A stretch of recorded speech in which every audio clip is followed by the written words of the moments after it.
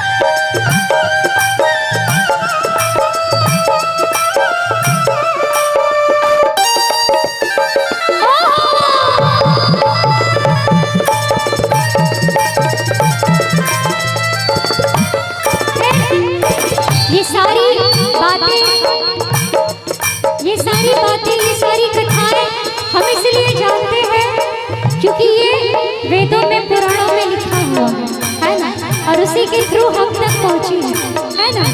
एक एक ग्रंथ, एक एक वेद राम सिया के अद्भुत संबंध, अद्भुत रिश्ते का बखान करते हैं। कैसे?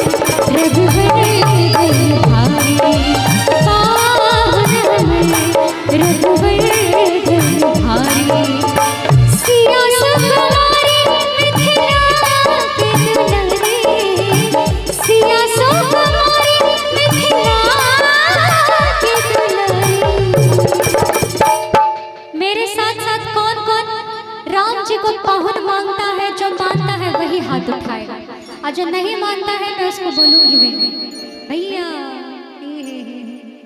बहुत सीटी मार रहे हैं, कुछ कीजिए उसका। इतना शोर में क्या गाएंगे और क्या लोग समझेंगे, है ना। जो लोग मेरे साथ साथ कौन कौन है जो राम जी को अपना पाहुन मानता है? गमछा वाला बाबा खाली कनिए के सब चीज माने छै कि देव पितर मायने ने राखे छै। आयो चश्मा वाला बुढ़वा ही के कहै छै। दोनों हाथ उठा लीजिए, चलो मेरे साथ पाहुन पाहुन मानते हैं राम जी को। दोनों हाथ उठा लीजिए, उठा लीजिए, उठा लीजिए। देखिए भक्ति में शर्माने का नहीं है ना, ये मौका बार बार नहीं मिलता है। दोनों हाथ उठा लीजिए सभी लोग। भैया आप लोग कंजूसी कर रहे हैं, देखिए अच्छी बात नहीं है ना। देखिए हमारी महिलाएं सबसे आगे, जनानी सबसे आगू छै मामला में।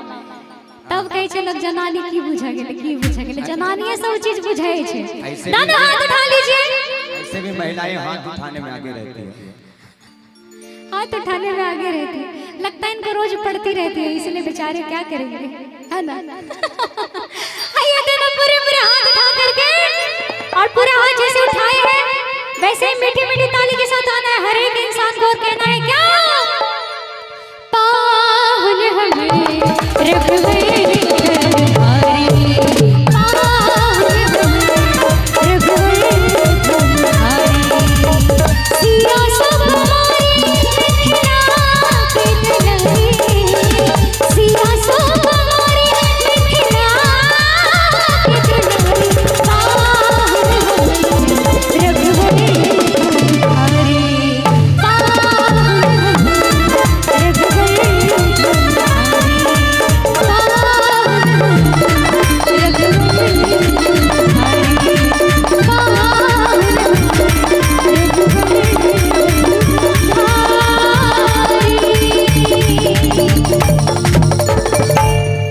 वाह।